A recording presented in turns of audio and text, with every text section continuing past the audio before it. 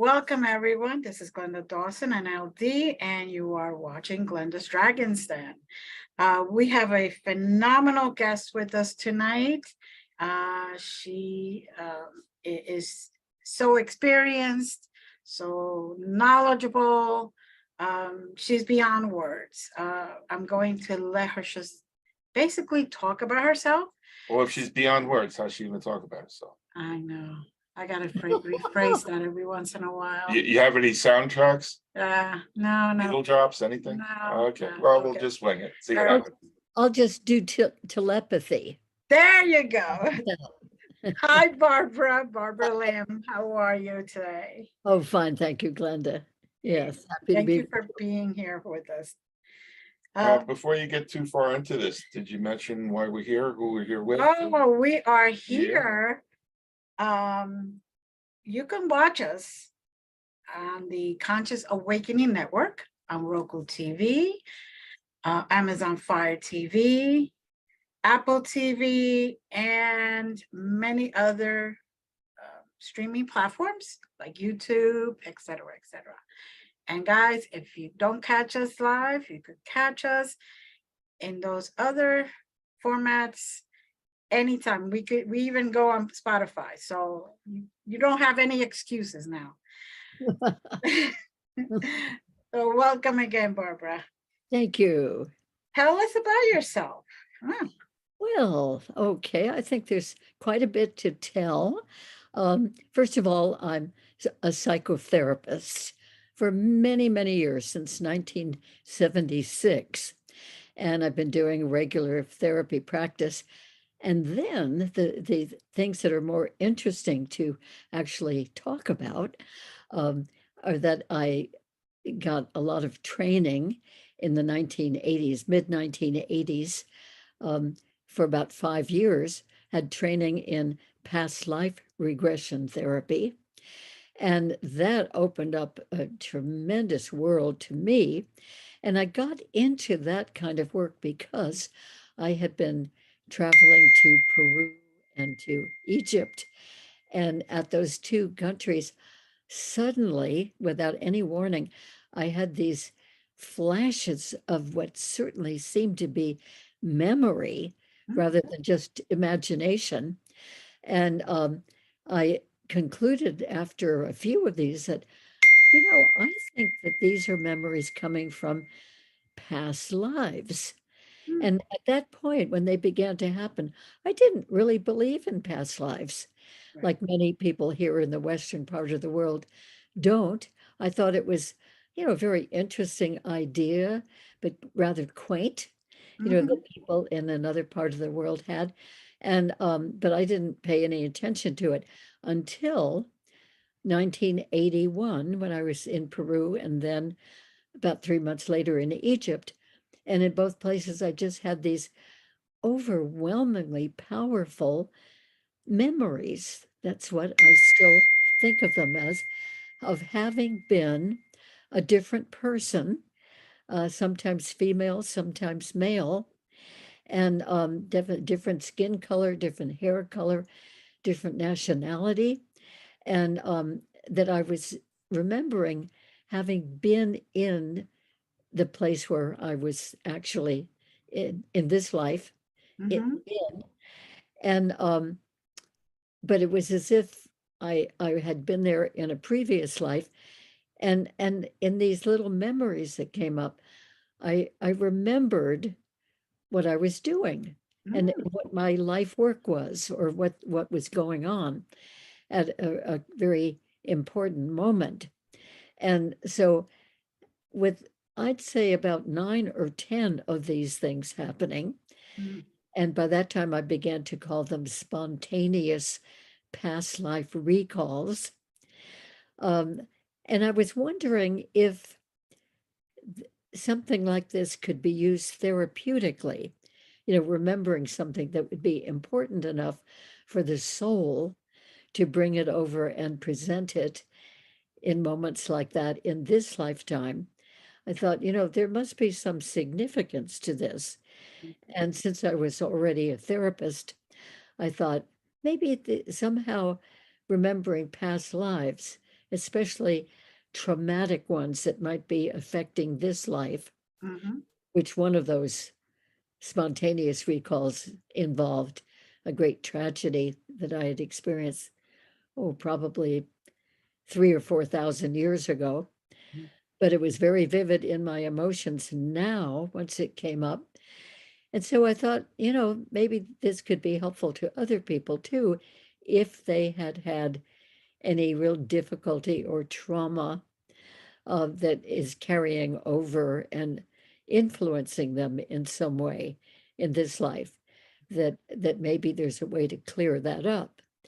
So it took a year after that trip to Egypt to discover on television that I was definitely guided to turn on in the middle of one afternoon when I had never turned on television in the afternoon before. But one day I just did. I didn't plan to. I was just doing it.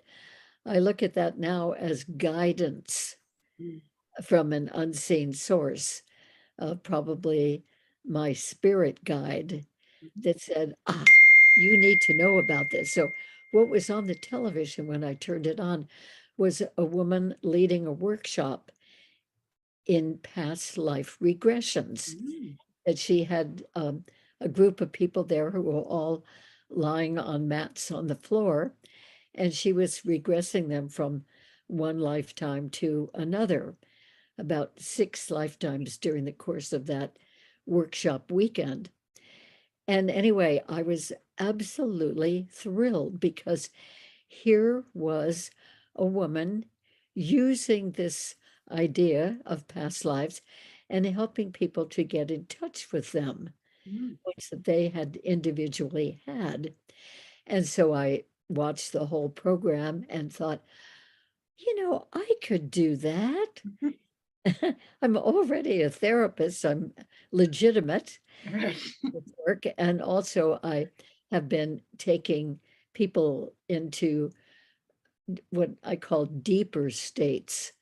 And that means deeper states of relaxation for various purposes.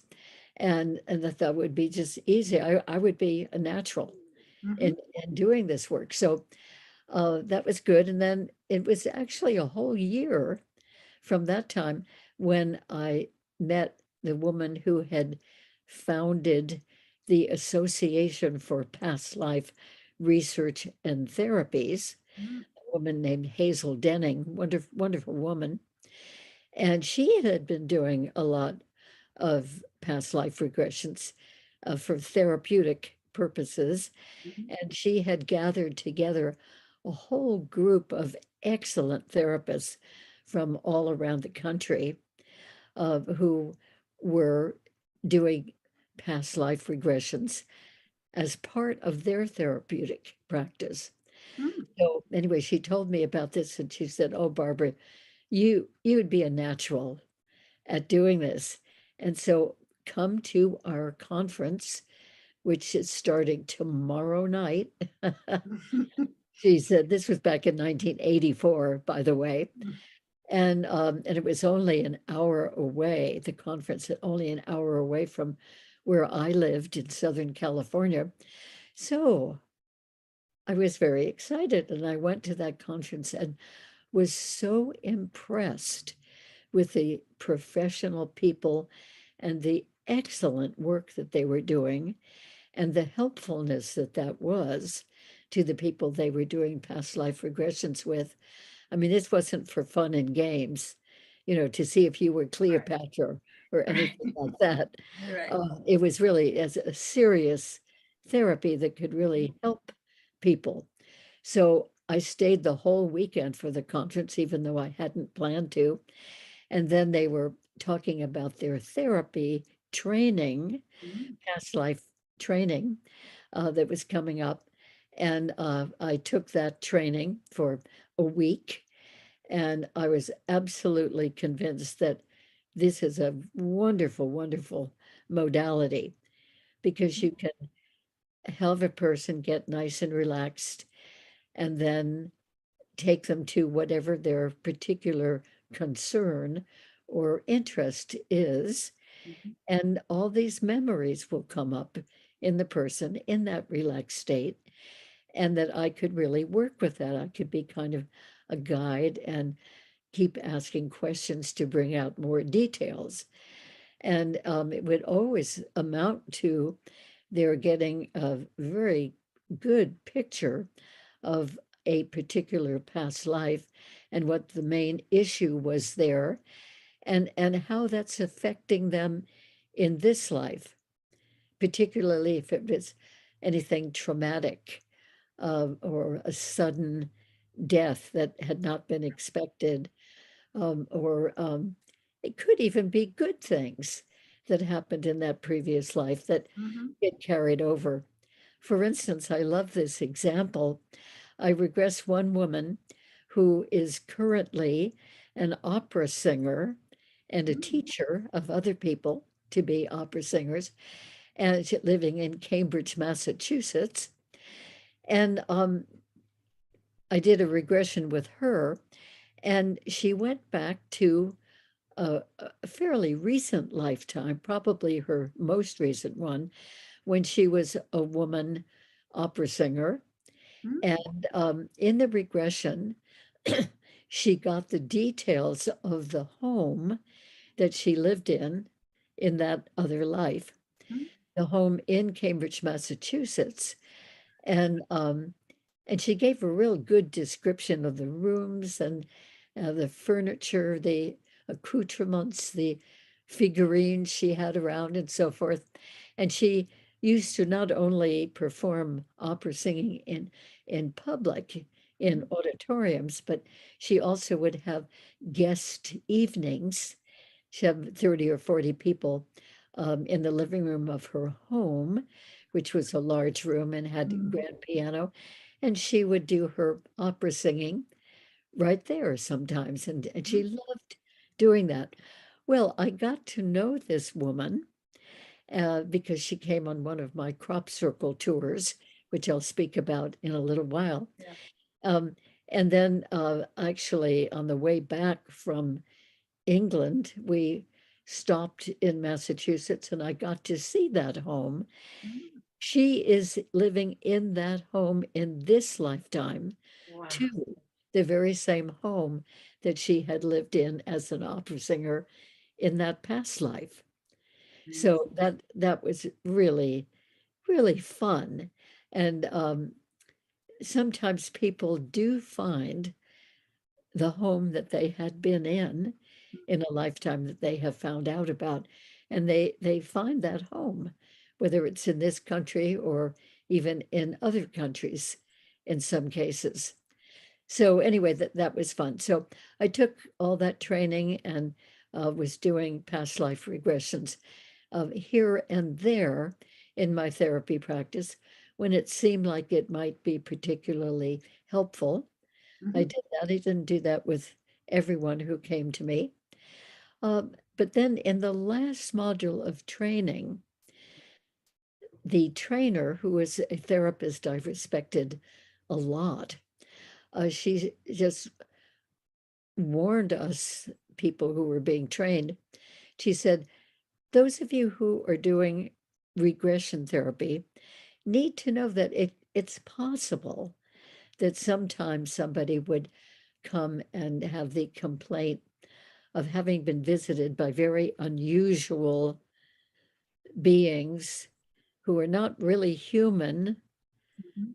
but they're real. And they come, they just appear in the person's home, usually, or maybe anywhere, and take the person away for a while. And she did not use the words alien or extraterrestrial. She just said the sort of very, very unusual beings who are not people. They're not human. And Okay. she didn't say UFO or abduction, but just enough to make me think, wow, that is really interesting.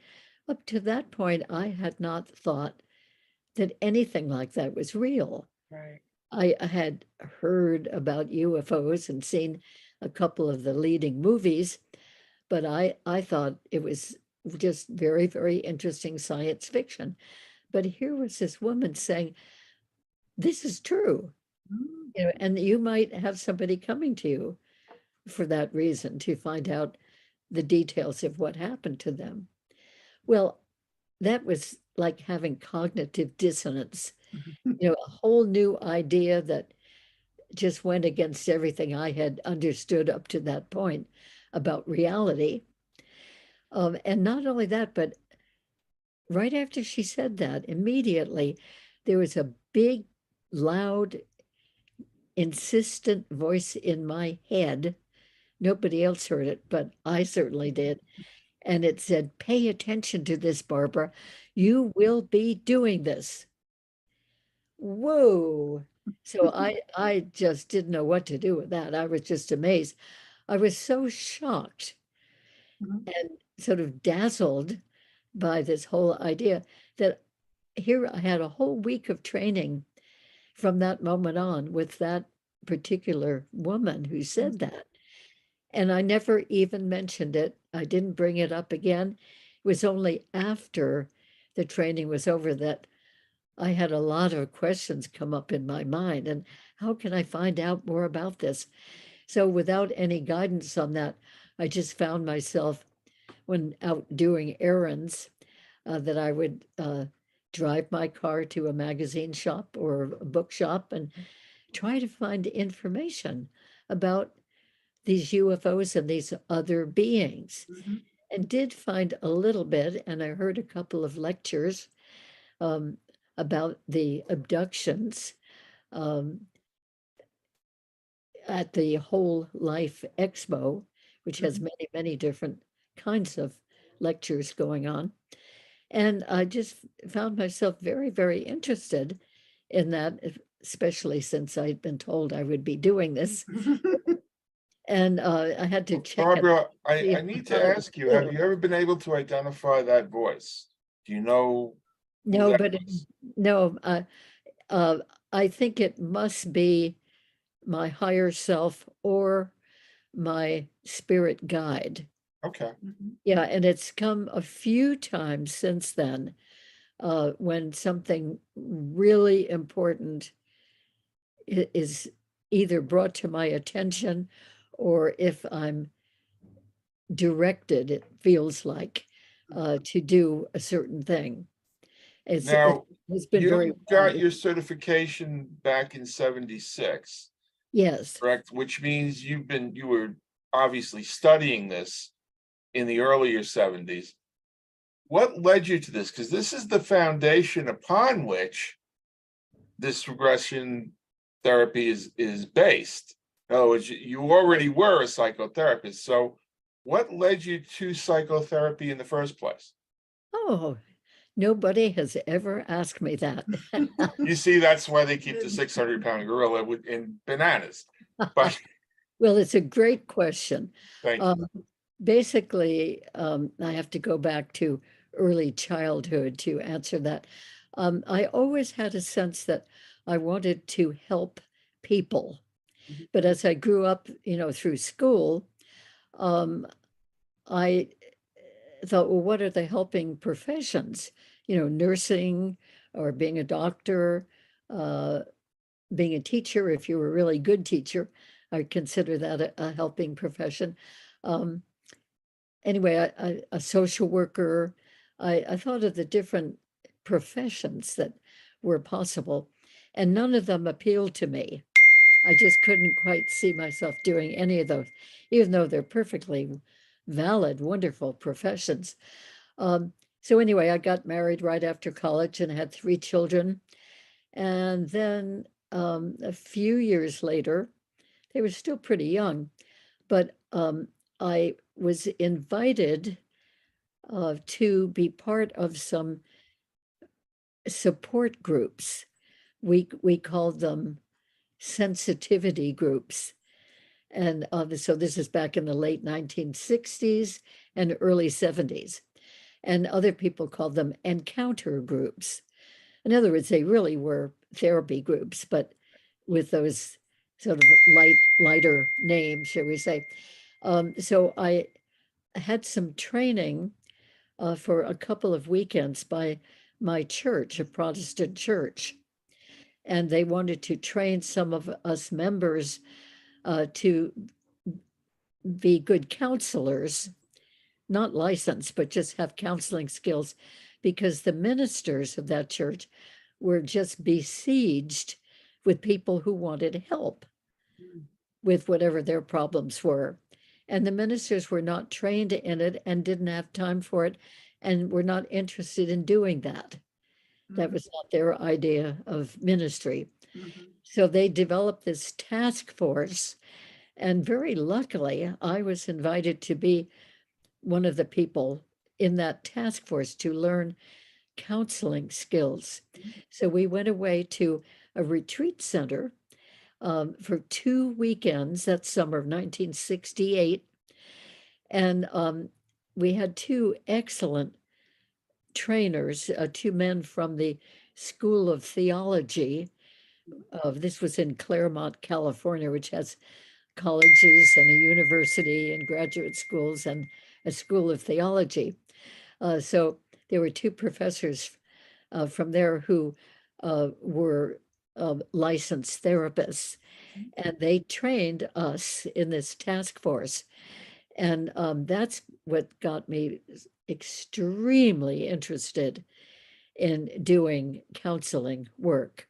Was And this a Rogerian based type of counseling? yeah, but pretty much more than anything else, yes. It certainly Yeah. wasn't Freudian or anything of that, or even Jungian. Yeah, that was a great question. Thank Um, you. and it was the caring, the listening, the really hearing somebody, letting somebody know that you really hear them, you really understand what they're feeling, and that you really care. Anyway, I was so impressed with that training, the first weekend even, that I went into the ladies' room and into one of the stalls, and I sobbed for a whole hour. And the sobbing was in gratitude, amazement, gratitude. It wasn't sadness. It was being so thankful. And I kept saying to myself, the thought kept going through my head, thank God for significant contact. Thank God for significant contact. And I realized that I had never related to anybody, no matter how close, to my best friends, to my parents, uh, even to my husband. I had never related with that kind of depth to anybody, where you really could tune into the feelings of that person. So I was doing those groups, having had that training, and finding it more and more important and fascinating to do. And then when people started coming to me for individual sessions, I had to say no because I'm not licensed. I can't legitimately do that. So that got me thinking of, well, maybe I should get a license in this, because I'm in. I mean, I want to keep doing this kind of work. It's very enriching, very deep, very satisfying for me. And so I was also running another track in those years, the late 1960s and early 70s, and that was movement therapy. I was doing movement classes and had a lot of them in movement workshops, and I actually became an official dance therapist. And so at one point, it was 1973, I was at the point where I thought, I really need to become professional in one or other of those disciplines, dance therapy or psychotherapy. And I decided on psychotherapy. And the morning I decided that, I received a phone call from a friend who said, "Oh, I just wanted to tell you that I'm signing up for a master's degree program in marriage and family therapy. so I can be a licensed therapist. And that's happening at the university that's about 15 minutes away from us. And I said, oh, talk about synchronicities. Yes. That's a whole subject in itself, which I've given a lecture on. And I thought, well, that is just what I need to hear. Because even though we had this whole series of colleges in our town and the School of Theology, there was no master's program that would be, appropriate, that would be preparatory for becoming licensed as a therapist. But 15 minutes away was another university, and they offered that program. So I immediately called them and they said, well, we're just about to close our registration for the coming year. And I said, oh, please, I'll get you my transcript. I'll do whatever. I had gone to college back east in New England. And anyway, I was able to manage all that. They held a place for me and everything worked out. And I went there and got the master's and then went on to study for the license exam and did that. So I want to see if I understand correctly. Growing up, you were called, would it be fair to say called to be a healing facilitator? Yes. You knew that some way you had to find a way to facilitate healing. And you matriculated, I'm sorry? Emotional healing. Right. Yeah, And you matriculated in college. What was your first degree? Philosophy. Philosophy. Okay, well. Okay, so I'd like to back up a little bit.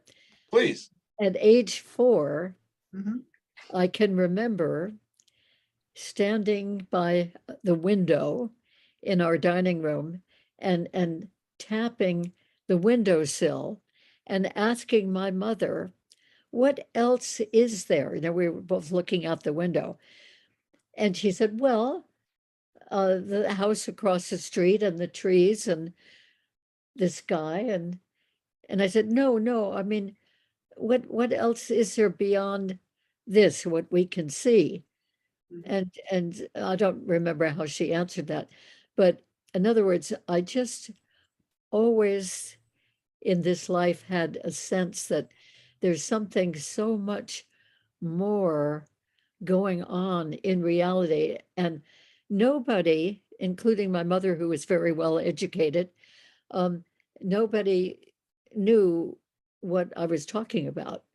Well, doesn't one expect a child of that age to be very self-focused? And to have a child without being trained or empowered to go beyond the self, to, have that big picture conceptualization, seems to denote again that, your calling and your history are all coming to fruition in this lifetime. Was that to say? Yeah, that's a very nice way to say it. So in other words, I've always been inquiring. And when I was in college and discovered philosophy, and particularly good old Plato, who talked about how it's as if we are living in the shadows of the cave in this physical world. Right. But in the cave, there's a little hole of light way back up there somewhere. And that's what is really real. That's what is metaphysically real. Well, again, I actually cried. I don't cry very much, but when I'm really deeply, deeply moved, that's when the tears come with me. And I sat there in class, oh, thank goodness somebody knows what I'm talking about. And anyway, that was my decision right then and there. Okay, I'm going to be a philosophy major. I had planned to be a psychology major, but this really was so much more appealing to my soul. Well, you needed the broadening, didn't you? Right. Pardon me? Excuse me, you needed the broadening. In other words, Yes. psychology teaches you to judge people on a certain spectrum of sanity. Mhm.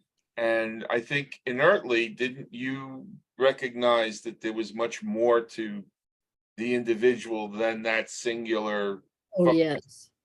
I was very dissatisfied with the psychology classes Mhm. that I had taken and very satisfied with the philosophy. So, so that was the natural for me. So I So, got you out of the box, mhm, and now you're in a master's program. yeah, And are they teaching a specific school of psychology as a foundation as well? many different schools Oh, of, good. yes, Good. a very broad range. So that was wonderful. So we could all sort of take our choice of how we would do our own therapy. And And offer the clients choices of yes, what they would gravitate to and heal from better. that too. Wonderful. You're right. Mhm. So anyway, another thing that really opened me up was in the late 1970s, I read the book by Dr. Raymond Moody, the book called Life After Life, about the near-death experiences. And I was just thrilled with that material and thinking, learning so much more about the spirit realm that we come from and go back to after physically dying.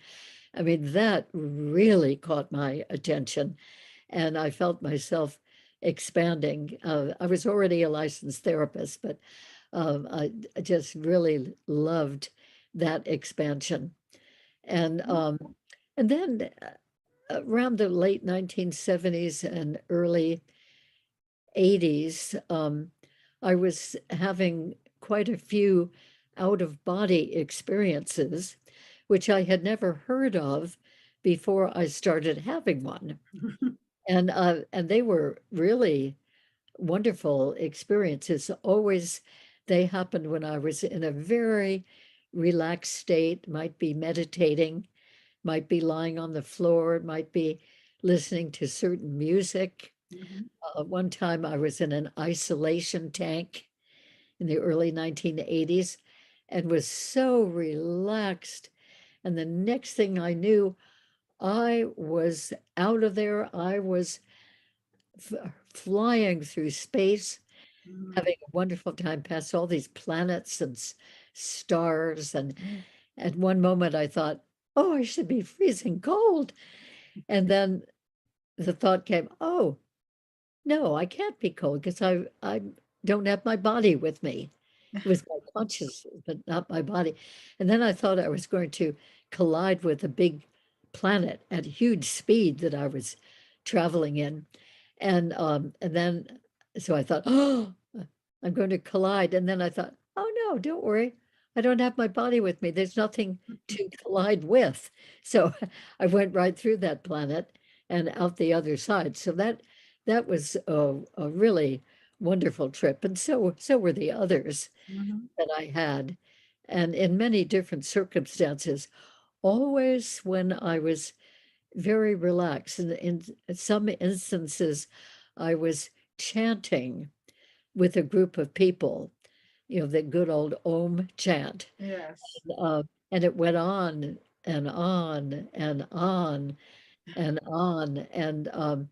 And then I would find that I was out of my body and just out there somewhere. Mhm. Had some really nice experiences of doing that. I've never had a near-death experience, but I've had plenty of the astral travel, out of body experiences. So you see, oh, another thing is that I continued the movement Mhm. classes all through the 1970s and into the early 80s. And then it sort of morphed into my uh, being a Tai Chi teacher because I'd been Ooh, practicing nice. Tai Chi for a few years.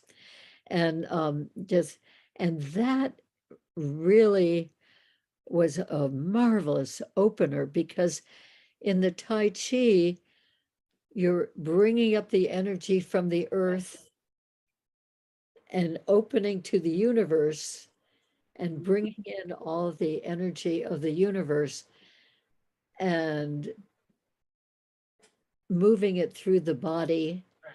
and down into the earth. So it was this wonderful experience in movement again and again and again.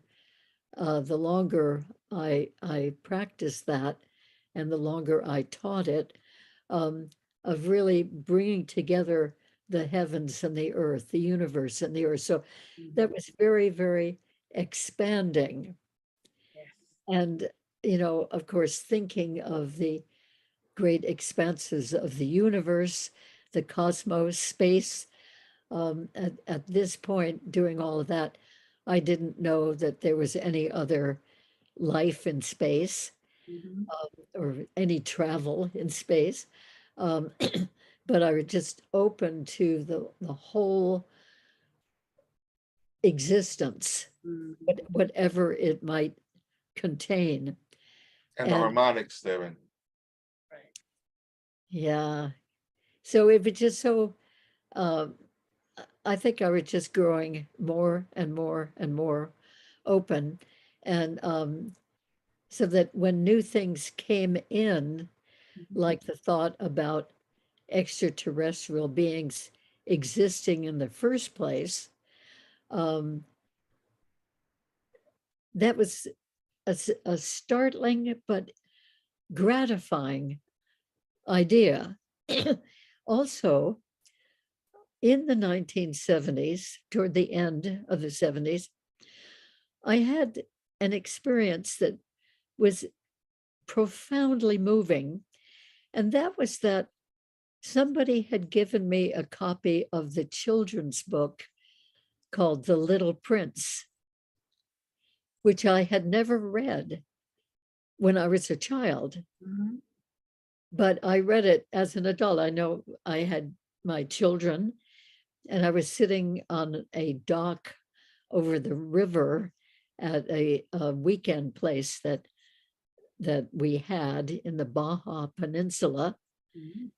and just sitting there in a chair, a lounge chair on the dock, just a foot above the river, looking out at a mountain and blue sky overhead, just incredible, wonderful, peaceful experience, and reading The Little Prince. And when I got to the end of The Little Prince, I was so moved by this little guy from another planet Mhm. who came to Earth and made a friendship with a man, the French pilot who had crashed his plane in the desert. And they became wonderful friends. And then when he left, he left by sitting on a stone wall where there was a snake, and he knew the snake would bite him, and that would be his way to leave Mhm. and leave Earth and go back to his own planet. So he sat on the wall, and this, sure enough, the snake bit him. But he said to the man before he actually left, before he died, in other words, Right. um, he said, whenever you look up at the night sky and see one little star just especially twinkling, that's me thinking of you. And with that, I was so deeply moved that I started to sob, and I cried for several hours every time I thought of it. And my children, who were about, oh gosh, about age 7, 9, and 12, I think, at that time, they kept checking on me. Mom, what's the matter? Can we do anything for you? You know, and I keep saying, no, no, I'm not sad. Don't worry about me. I'm just so deeply moved. So And would it be fair to say he tamed you? yeah, yeah, yes. Right. Quite a job, indeed. So anyway, all of these things sort of added into Right. what eventually I began to do. So it wasn't until 1991 that somebody came to me who had been very, very traumatized by these unusual beings Mhm. coming into her room at night. She was a young woman, and she was just scared to be in a room by herself, and it was really serious. She dropped out of college and dropped out of her part-time job, and her mother was very concerned about her, that's for sure.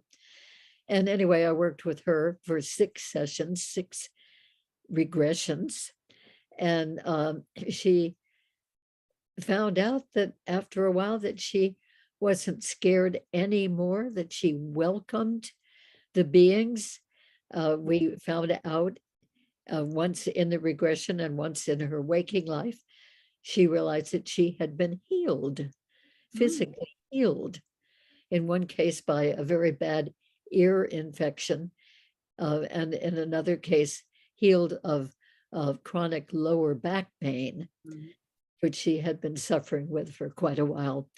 So anyway, that was wonderful to know that that work during regression for that purpose could be very, very helpful. So Isn't then, it interesting how when people are parented in a fear-based modality, that kind of becomes their relation to things?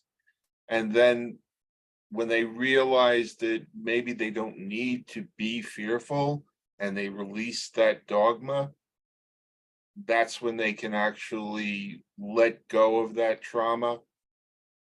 well, that certainly can be the case. Mhm. I think in her case, I don't think she was raised with fear, particularly, but her fear seemed to be very specifically about these very unusual, disturbing looking to her beings that would just suddenly be in her room.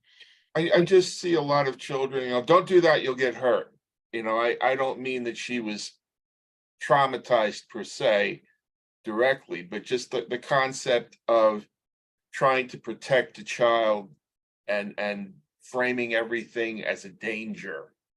Well, that's a very good point, and probably all of us have had quite a bit of that put on us, and with good intent, I'm sure, Right. from the parents. So that might have been part of her fear, but I think it really was quite specific. Right. Right. It manifested in that way. But if you're predisposed to that, it can, you can lock into something that's totally difficult to relate to if non-relatable, Yeah, and right. just put it into that model that you've learned as a child. And that's been my experience with children. I was just curious what you thought of it. Well, I think you're making an excellent point. And so that may have been it, but certainly um, she was, no matter what else was going on in her Right. life, she was very traumatized by these visits, by these beings, and particularly about that sense that she had that she was taken away for, Right. she was always returned, of course, but each time she was taken away, she didn't have any reassurance that she would be brought back. And Right. that certainly adds to the trauma too, Mhm. until she found out in the regression work that no matter how peculiar they looked and how scary it was, that um, sometimes they were really helping her. And there was never an experience in one of these abductions, never an experience that was really harmful to her. She had a hybrid baby, apparently, because one night when she came back and was sitting on the floor of her parents' bedroom Mhm. in the middle of the night, she came back and realized that she had a baby on her lap. And the baby didn't look very human. Mhm. She had a hybrid baby. Right. So apparently she had had, in some of her visits, she had had eggs taken from her ovaries, in order to make the hybrid baby, and which she had not been aware of, as so many women have that happen and they're not consciously aware of it. Yeah. But even that she was able to integrate in our work. So that was good. So then I thought, well, if anybody else ever comes for that reason, Right. having these visitors come and take them away, then now I know I could work with that and that it can be really helpful. So, but I didn't necessarily think there would be anybody else. And in 1991, I don't think that there was so much material about this. I don't think there were television programs or, No, you're definitely a pioneer in that. Right. yeah. So I just, had most people just didn't know about this. Most people had never heard of it. That was my impression. And I barely had. But even that same year, another person came a few months later, Mhm. then another and another and another. I think in that 1 year, I was working with 5 different people. Now, I think it's kind of miraculous that they even found me because I was doing no advertising. But I did mention it to a friend, excuse me. I mentioned it to a friend here and there, and they were the ones who knew somebody who was troubled by this sort of thing and referred them. So then, Well, there aren't too many post-traumatic abduction disorder specialists, particularly at that time. Uh, right, we got about 15 minutes left, oh, okay. and I don't want people to be shortchanged about knowing how to reach out to you. Ah, So can we talk about, what you're doing with your children's books to help children who have had experiences and the other things that you want people to know about? right, okay. Well, I continued that work and am still doing that work as of yesterday. Have many appointments still scheduled ahead. I do them online, on Zoom or Skype or FaceTime or sometimes StreamYard. And I do them in person in San Diego, where I am located. Mhm. So it's wonderful with the internet facilitating things so wonderfully that we can do sessions. I have people who've come from Australia and Mhm. all over Europe and Canada, many countries, Mexico. It's just great that we can do them online and we can see each other just as well as you two and I can see each other now, Right. hear each other. So it really is a wonderful way to do the regressions if you cannot get here in person. So that is something that is helpful to know because there are so many people. It's been estimated by a couple of different polls, Mhm. like the Roper poll and another one that years ago that there were, in one poll said there were 5 million Americans plus people all over the world who Mhm. were having these experiences. And the second poll, which was in 1999, estimated there were 8 million Americans. So that number has probably even increased now. And the work has also taken me into some extra very interesting aspects like the walk-in phenomenon, Mhm. where somebody from the spirit realm or from the extraterrestrial realm will do a soul exchange with a Mhm. person here who does not want to be here anymore. And Mhm. the walk-in then resides in the body. The original soul of the original person goes back into the spirit realm. There's no harm done Right. to the soul, which continues perfectly well. So that's a wonderful phenomenon that I have learned about. And then the hybrid phenomenon, the people who are ET human hybrids Mhm. living here primarily to help to raise the consciousness of humanity. They're here completely for good, for Right. good reasons, for helpfulness.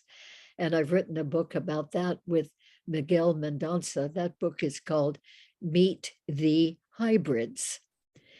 And my first book was Crop Circles Revealed, because I was a crop circle researcher in England for 27 years in a row. And that is a wonderful part of my work and my consciousness, my interest.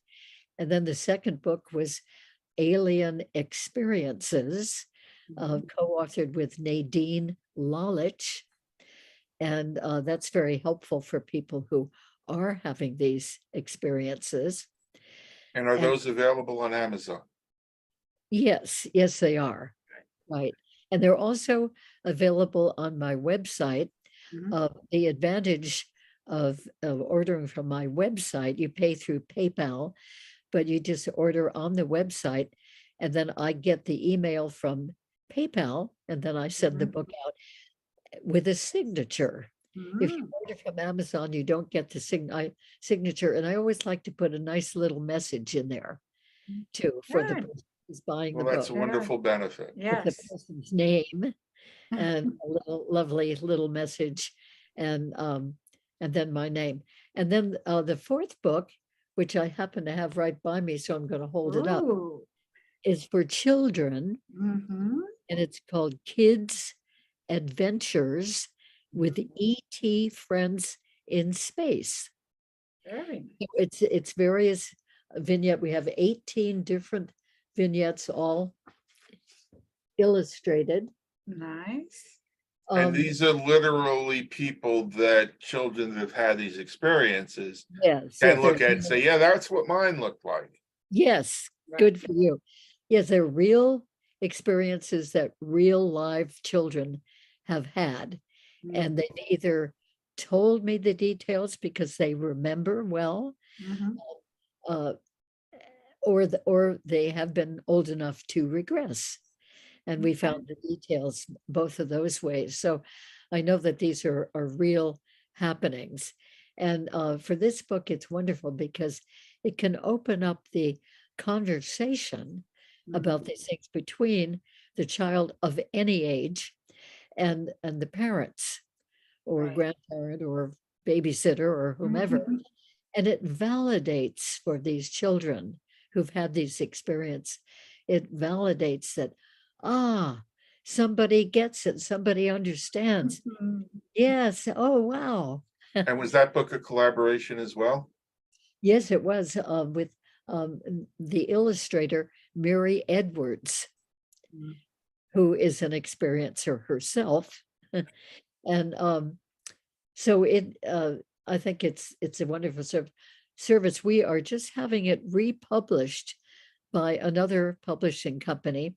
Uh, Not that I initiated, the publisher herself Mm. initiated. She said, I want to republish it and get it all over the world. This needs to be out there, Nice. children all over the world. So that's in process right now, being published as we speak. So that will be wonderful too, to have kind Yeah. of a new approach to getting that out.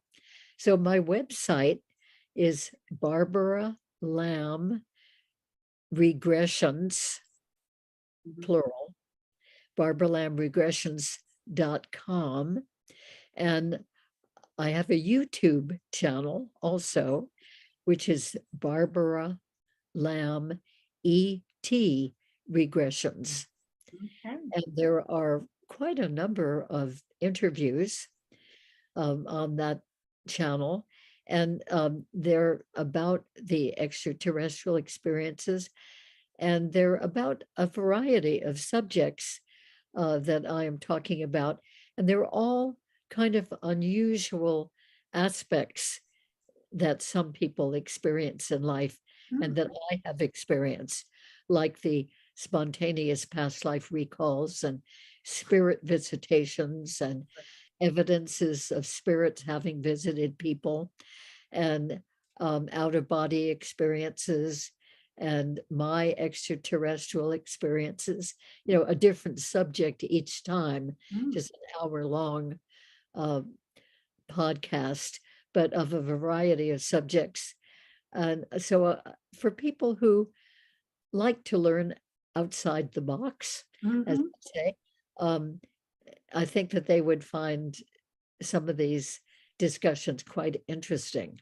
So I need to ask you, with the push for disclosure and the pushback against disclosure to maintain the status quo, Yeah. has any of that caught you up?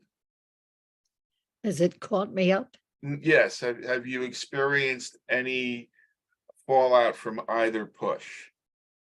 Well, I've just been very, very interested in what they're doing, the little bit, the crumbs here and there about the UAP, unidentified aerial phenomenon that the government talks about, which are really UFOs.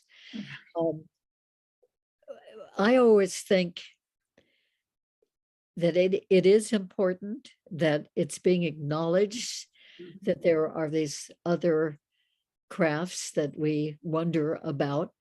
Mhm. But so much more, in my opinion, so much more needs to come out. And also the focus has been, at least said publicly, the focus from government people um, is on the crafts themselves and the technology, which is fine. I mean, that's perfectly good. But there's so much more to it, because there are beings Mhm. operating those crafts, and there are beings coming here and interacting with millions and millions of people. And of course, that is where I come into this. That's my great interest in this. So Well, we've got, that's never mentioned, publicly, that I know of, by Right. the governments. Although somebody just told me today that on Monday, apparently there was an announcement. I didn't hear it. Maybe you two did. There was an announcement from our government that these crafts are extraterrestrial, and that they have occupants in them. So that means extraterrestrials. So right, I'm going to try to find out more about what was actually said. unless there were abductees as well. We have just a couple of minutes left. Is there anything that you want to tease us with? And perhaps we can even have you back on, because Yes. I know we've just scratched the surface, but is there anything we haven't touched on that you want to just leave people with the idea and have them thrash it around till we get back? Well, for people who wonder if something like this might have happened to them, um, many people actually, when they think about it, they kind of go back over their lives, they realize that, oh, there were some peculiar things happened that they had wondered about. And that might mean that they had visits and encounters of this type. And so most of the people who come to me have wondered for years, even decades, in many cases, uh, they've wondered about themselves because of these unusual dreams that they've had that involve this type of thing, or they've had missing time, or they've noticed a little lump under their skin in their body, or little markings of various kinds on their bodies that happened one night when they were sleeping, and they cannot imagine how they possibly got that marking on them. Uh, so, and there are lots of different clues, uh, like being afraid to go to sleep at night, or having seen light come in the room at night, or little sparkles of light, or feeling like somebody is there, but not daring to open your eyes and make sure, or opening your eyes and seeing that there are unusual beings there that seem to be very common. So anyway, there are lots of little hints that people have, people who've had these experiences. Uh, and if you have quite a few of these hints, it's well worth looking into, I think. Mm. And an important point is that what I believe is festering in the subconscious part of the mind is more harmful to the person. You know, something's festering, but they don't know what it is. Right. They might be very, very uneasy about it. It's that can be more harmful to the person than to find out what that is. Mhm. Once it comes up into the light of day, so to speak, the light of the conscious mind, Right. then it can be dealt with. Mhm. But if it's stuck in the subconscious part of the mind, the person can't really work with it. The person will just feel really bothered by it. Or even begin to obsess on it. Right. Wonderful. Yeah. Y- So it's You have so much information and so much knowledge and experience. We definitely, like you were saying, definitely have to have you come back and get deeper into it. And maybe by then, maybe our audience would have sent me questions and I could have them be answered by you. That'd be fantastic, I believe. all right. I would welcome questions. Yes. Wonderful. Thank you. So thank you, everyone. Thank you, Barbara, again. You're Um, welcome. Sending love, sending happiness, and blessings all. Stay with us, Barbara. Yeah. Bye. Many blessings to you all. Thank you.